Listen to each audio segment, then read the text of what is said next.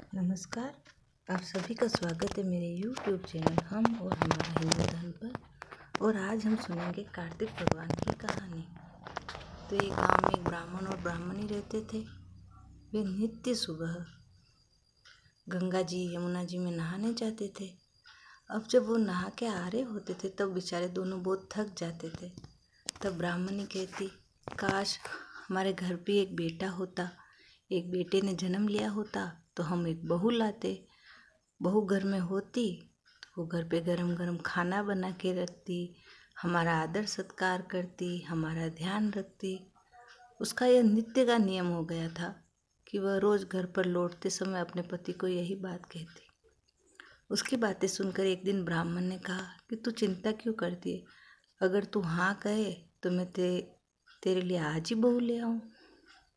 तब ब्राह्मणी ने कहा, ऐसे कैसे हो सकता है कि तो ब्राह्मण ने कहा, तू कह कर तो देख, भगवान की दया से सब हो जाएगा। तो ब्राह्मणी ने हाँ कर दी। हाँ करने पर ब्राह्मण और ब्राह्मणी जब घर आए तब ब्राह्मण देवता ने ब्राह्मणी से कहा कि हे ब्राह्मणी, एक थैले में थोड़ा आटा और उसी आटे में थोड़ी सोने की मोहरें डाल के मुझे दे दो। ब्राह्मणी ने ब्राह्मण के कहे अनुसार किया। ब्राह्मण वो थैला लेकर घर से बाहर निकला। वो अभी गांव से बाहर निकला ही था कि उसने वहाँ पे कुछ बच्चियों को खेलते हुए देखा। वो लड़कियाँ रेत में घर बनाने का खेल खेल रही थी। बाकी सब तो अपना रेत से बना घर तोड़ के वापस नया बनाती, पर एक लड़की थी जो अपना घर तोड़ने नहीं दे रही थी। वह कहती थी, मेरा घर है, मैं इसे नहीं तोड़ने दूंगी। उसकी यह बातें सुन के ब्राह्मण के मन में एक ही विचार आया कि अगर घर की बहू बनाना है तो मैं इसे ही बनाऊंगा। बस फिर क्या था, वह उस बालिका के पास गया। उसने उससे कहा कि हे कन्या, क्या तुम मुझे अपने घर ले चलोगी? वहाँ साहब वो उसके घर चला गया। उस लड़की ने मना भी नहीं किया। घर आके उसने कहा कि अपनी माता को बुलाओ। उसकी माता जब बाहर आई तो उसने उसकी माता से कहा कि मैं ब्राह्मण हूँ और मेरी स्थिति यह है कि मैं कार्तिक माह के वास कर रहा हूँ और मैं किसी और के घर का अन्न नहीं खाता हूँ। मैं अपने लिए अपना आटा साथ में लेके चलता हूँ। तो यदि आपकी कृपा हो तो आप यूँ कीजिए कि ये जो मैं आटा लेके आया हूँ, आप मेरे को इसकी छान के और रोटी बना के दे दीजिए। इतना सुनना था कि उस ब्राह्मणी ने मना ही नहीं किया। उसने कहा, जरूर, ब्राह्मण देवता के लिए खाना बनाने के लिए कौन मना करे।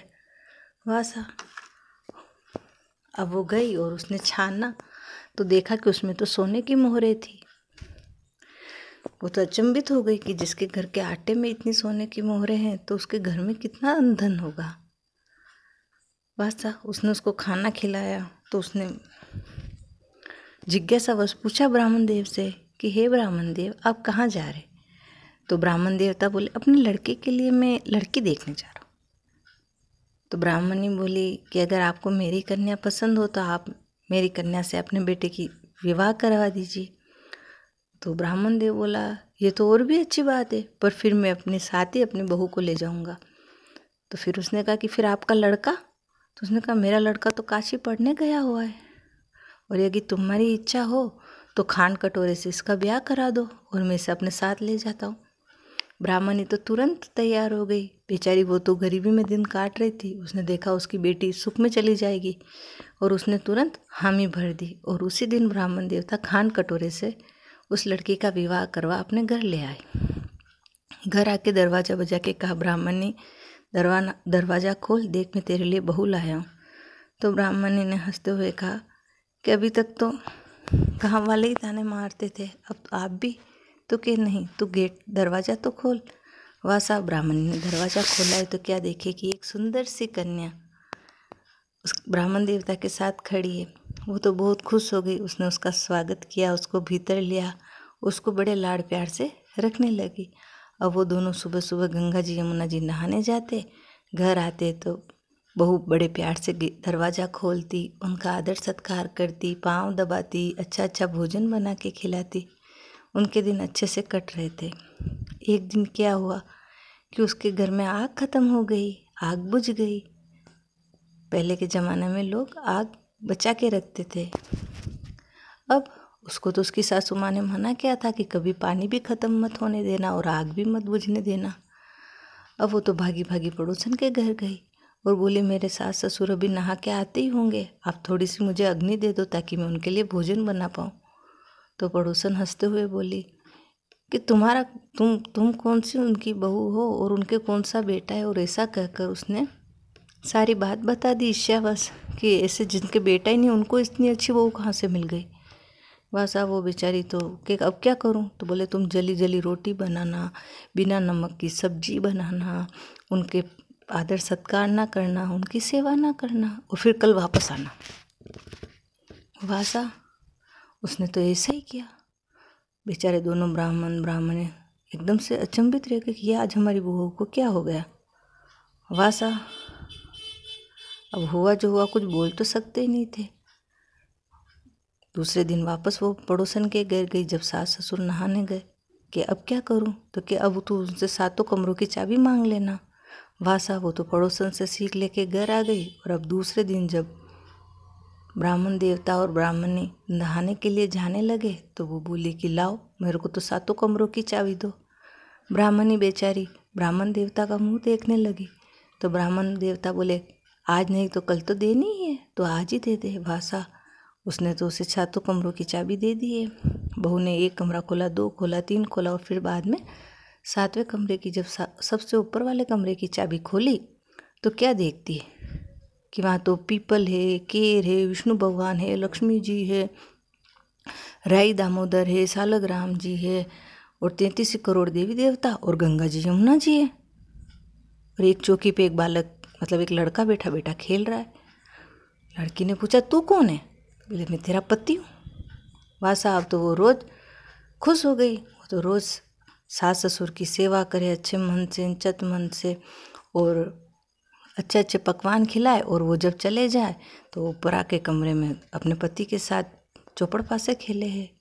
वाह साहब एक दिन उसने सुबह सुबह ठंड में जब सास ससुर नहाने के लिए जाने लगे तो बहू बोली कि जब अपने घर में गंगा जी यमुना जी है तो आप इतनी दूर क्यों जाते हो चल के और क्यों थकते हो? तो सासू बोली कहाँ है अपने घर में गंगा जी यमुना जी, क्या आपको नहीं पता? तो कि नहीं जी मुझे तो नहीं पता। तो क्या तो वो अपने सास ससुर दोनों को ऊपर ले गई है 7वें ओरे में और कवाड़ खोले तो देखते हैं कि वहाँ तो पीपल पतवारी है, लक्ष्मी जी विष्णु भगवान सब बैठे हुए हैं, सबके मंदिर बने हुए हैं और गंगा जी यमुना जी बह रही हैं और एक लड़का खेल रहा है। उनका ये कौन है, तू कौन है? ब्राह्मणी ने पूछा। तो वो बोला माई मैं तो तेरा बेटा हूँ। कि तू मेरा बेटा कब हुआ? कि मेरे को तो कार्तिक भगवान ने तेरा बेटा बना के भेजा। कि अब मेरा विश्वास कौन करेगा? तो कहे कि ये तो तू ब्राह्मणों से जाके पूछ, जो भी सच सच बताएंगे कि आपको क्या करना है। वह सब ब्राह्मणी दूसरे ब्राह्मण देवता के पास गए तो उन्होंने कहा कि इसका तो कुछ नहीं होगा, केवल ये होगा कि नदी की एक तरफ दोनों बेटा बहू खड़े रहेंगे और दूसरी तरफ ब्राह्मणी खड़ी रहेगी और ब्राह्मणी का चमड़े की काछली पहन के खड़ी रहेगी। और यदि ब्राह्मणी के दूध की धार निकल कर इस लड़के के दाढ़ी मूछ भिगोती है और इन दोनों के वर जोड़ा जुड़ता है, गठजोड़ बनता है, तो मान लो कि ये तुम्हारा ही बेटा है। बस वासा अगले दिन सारे गांव को न्योता भेजा है, सारा गांव देखने आया है। ये नदी के एक तरफ दोनों बेटा बहू खड़े हुए हैं, दूसरी ओर ब्राह्मणी खड़ी हुई है। ब्राह्मणी ने चमड़े की काछली पहनी है और देखते ही देखते उसमें से दूध की धारा निकली है जो जाके बेटे के दाढ़ी मूछ को भिगो रही है और बाद में दोनों का अपने आप गठजोड़ जुड़ा है हवा से। हे भगवान, इस प्रकार से कार्तिक भगवान ने जैसे सब उसको ब्राह्मणी को बेटा दिया, बहू को पति दिया, सबके सुख समृद्धि दी। हे भगवान, कहानी सुनने वाले, कहानी कहने वाले, कहानी हुंकारा भरने वाले सबकी इच्छा पूरी करना। धन्यवाद।